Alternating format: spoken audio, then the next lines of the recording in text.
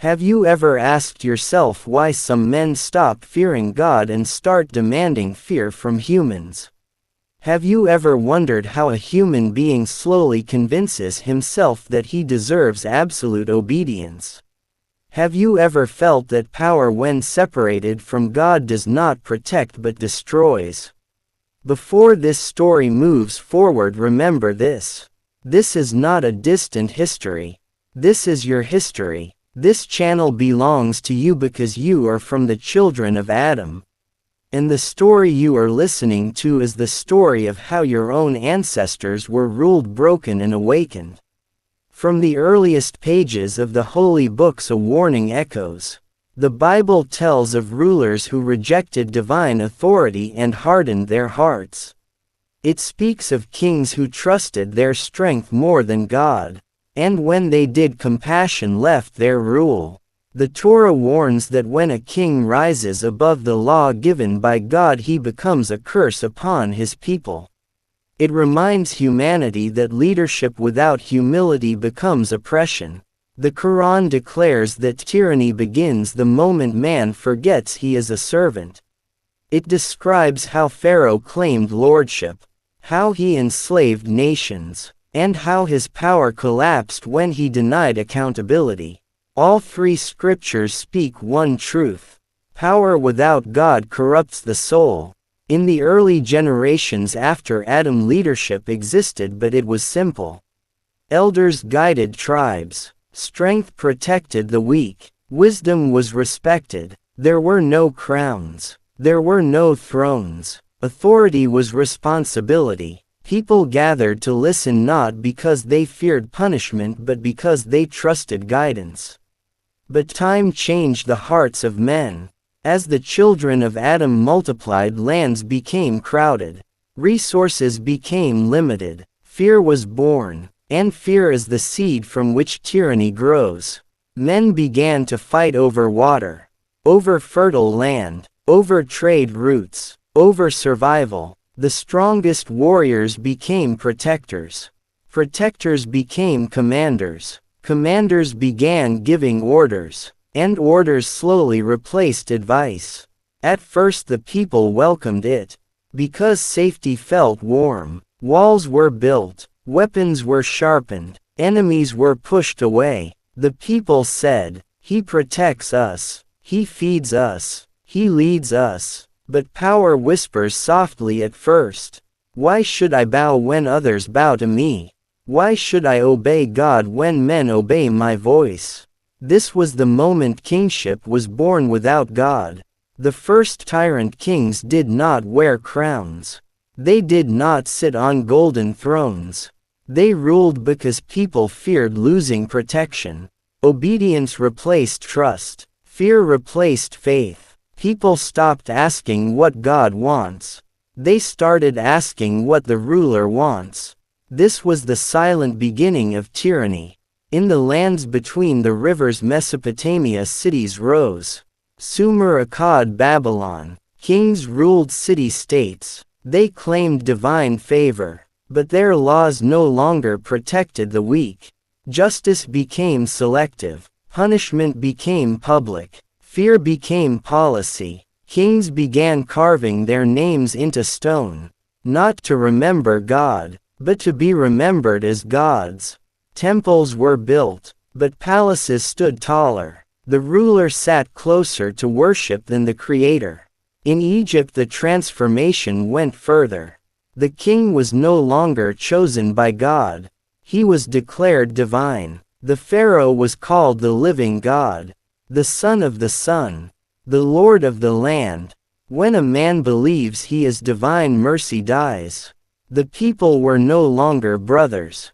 They were labor. Children were born into chains. Families were separated. Lives were counted as tools.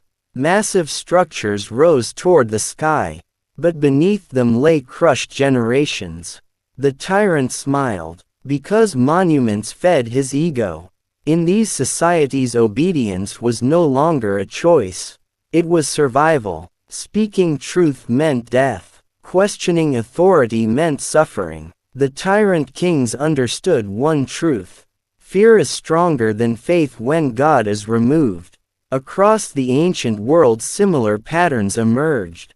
In early Mesopotamia law codes were written, but law without God became a weapon. Punishments were harsh, compassion vanished. In the Indus Valley order existed. Cities were planned, but authority became centralized. Decisions flowed downward. The people became silent. In early Chinese dynasties the ruler claimed the mandate of heaven. But when humility was lost, heaven was forgotten. In ancient Africa tribal chiefs turned into absolute rulers.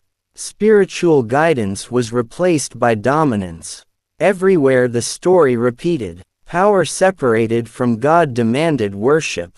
It demanded silence. It demanded submission. The tyrant king did not wake up one day and decide to be cruel. Cruelty grew slowly. First he demanded obedience, then loyalty, then worship. Those who praised him lived. Those who questioned him vanished. The people adapted. They taught their children silence. They learned to bow without belief. Fear entered the blood, but something else was happening. The tyrant king became lonely. Surrounded by guards, protected by walls, feared by millions, yet unable to trust anyone. Power without God isolates the soul. The king began seeing enemies everywhere. He punished faster. He ruled harder. He slept less. Paranoia replaced peace. The same power he worshipped began consuming him. In secret moments he feared death, because he knew he had no God to return to. This fear made him more brutal. The cycle continued. Oppression created rebellion. Rebellion created harsher control. The tyrant king believed he was holding the world together. But in reality he was tearing it apart. The children of Adam suffered. Farmers lost harvests. Mothers lost sons. Fathers lost dignity. Hope became dangerous. Yet history shows something powerful. Even in the darkest tyrannies whispers survived. Elders told stories. Mothers taught prayers. Prophets were sent. God did not abandon humanity. He warned. He reminded. He challenged. But tyrant kings silenced messengers, burned truth, and mocked faith. Because faith threatened their throne. Power without God cannot tolerate truth. It demands control over minds, not just bodies. This is why tyrant kings feared prophets more than armies. A sword can kill bodies. Truth awakens souls, and awakened souls do not bow easily. This is where part 1 ends. The birth of tyrant kings was not an accident. It was a choice, a slow turning away from God. In the next part we will see how tyranny matured, how kings perfected control, how civilizations flourished on the surface while rotting within, and how the children of Adam began asking again, who should we really fear? Tyranny does not stop once it is born. It grows, it learns, it perfects itself. Once the first tyrant kings tasted obedience, they wanted more than silence. They wanted control over thought, over belief, over memory. The kings learned something dangerous. If people remember God, they will never fully submit. So remembrance became the enemy. In every land where tyrant kings ruled, the same strategy appeared. Erase the past, rewrite truth, replace God with the state. In Mesopotamia, kings declared themselves chosen by heaven. They claimed dreams, visions, signs, not to guide people, but to justify domination. The king said, I rule because the gods want it, and those who oppose me oppose the divine. Fear became sacred. Priests were placed beside thrones, not to speak truth, but to bless power. Religion without God became a tool. Temples echoed praise for rulers, not repentance before the Creator. The people watched rituals but felt empty. In Egypt this illusion reached its peak. The pharaoh was not only ruler. He was worship. Children learned his name before learning prayer. Statues filled streets. Songs praised his eternity. Yet death waited for him like every man. But admitting mortality would break the illusion. So suffering was denied, slavery justified, cruelty normalized. The tyrant king convinced himself that pain of others was necessary for order. This belief hardened his heart. In ancient China, rulers claimed heaven had chosen them. When floods came or famines struck, they blamed the people. Punishment followed disaster, as if hunger was rebellion. In the Indus lands power was quieter, more organized, but equally distant. The rulers were unseen, unquestioned, untouchable. Silence became tradition. Across ancient Africa, strong kings expanded territories. Tribes were absorbed, identities erased, loyalty demanded, power centralized, community dissolved. Everywhere the pattern was the same. The tyrant king built systems that outlived him. Laws that favored the throne. Armies loyal to gold, courts loyal to fear. Even after his death the shadow remained. This is how tyranny became institutional. The children of Adam were born into obedience. They did not remember freedom. They inherited fear. A child born under tyranny learns 3 lessons. Silence keeps you alive. Questions bring pain. Hope is dangerous. The tyrant kings understood psychology before psychology had a name. They controlled food, controlled land, controlled marriage, controlled movement. Dependency replaced dignity. People needed permission to live. And the king called this peace. But inside the human soul something resisted. God placed something within humanity that tyranny could not erase. Conscience. In quiet moments people felt it. A discomfort, a question, a longing. Why am I bowing to a man like me? Why does he eat while my children starve? Why does he claim divinity while he bleeds? These thoughts were dangerous. So tyrants punished thinking. Public executions were performed, not just to kill, but to teach. Fear became education. Yet fear has a weakness. It expires. As generations passed, the cruelty increased. Because fear loses strength when repeated, the tyrant king needed new methods. Surveillance, spies, informants. Brother watched brother. Friend watched friend. Trust disappeared. This broke communities faster than chains. When people no longer trust each other, tyranny feels permanent. But this isolation also weakened the throne. The king stood alone, surrounded by enemies he created. He slept guarded. He ate suspicious. He lived anxious. Power without God never rests. The tyrant king feared rebellion. But he feared prophets more. Because prophets reminded people of something older than kings. God. The Bible speaks of kings who killed messengers. The Torah describes rulers who mocked warnings. The Quran tells of nations destroyed after rejecting truth. Every tyrant believed, "It will not happen to me." History laughs at this belief. Tyrant kings collapse not when armies attack, but when belief collapses. Once people stop believing the ruler is necessary, fear dies. This realization terrified kings, so they declared themselves eternal. They built monuments, statues, cities. They tried to defeat death with stone.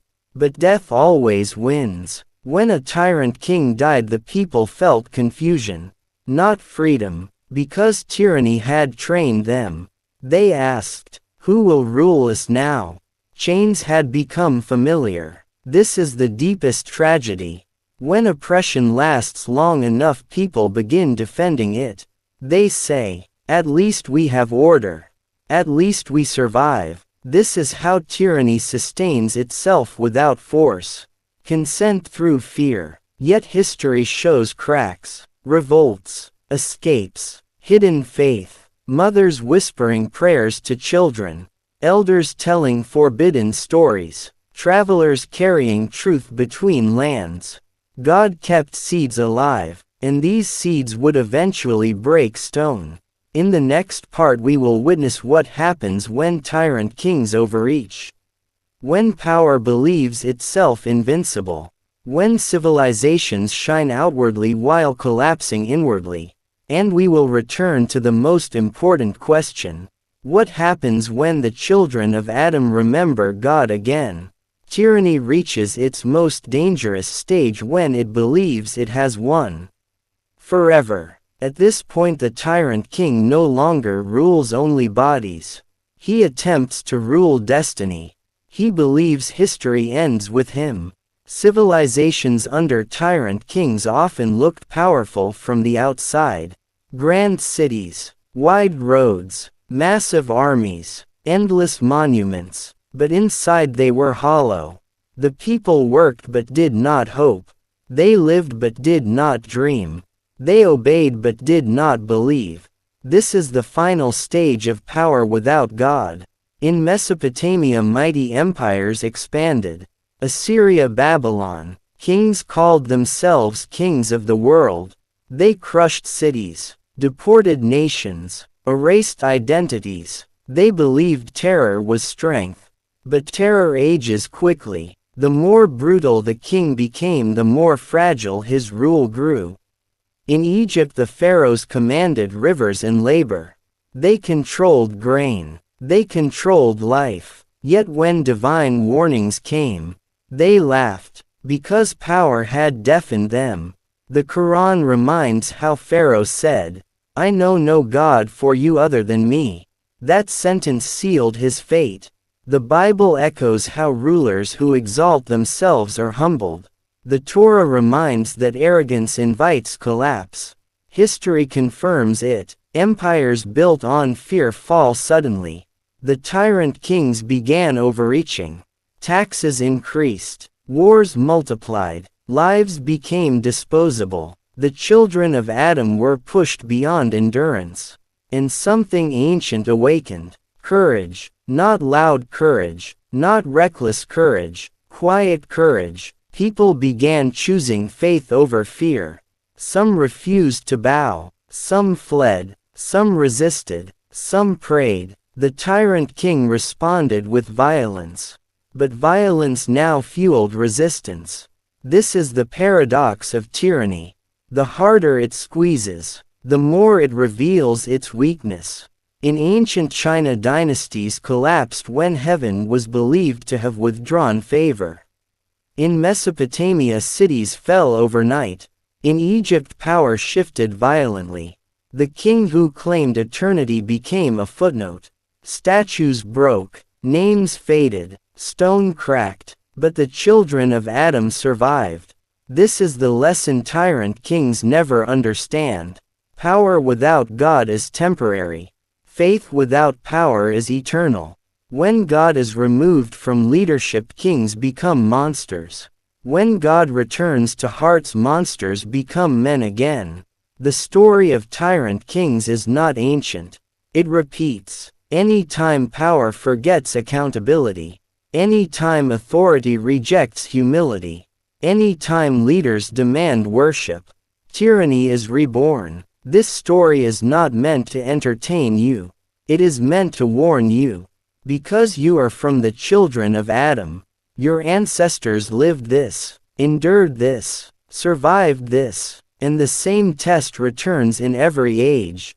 Who do you fear? Who do you obey? Who do you worship? Power without God always demands everything, and gives nothing. Before this story ends, remember this.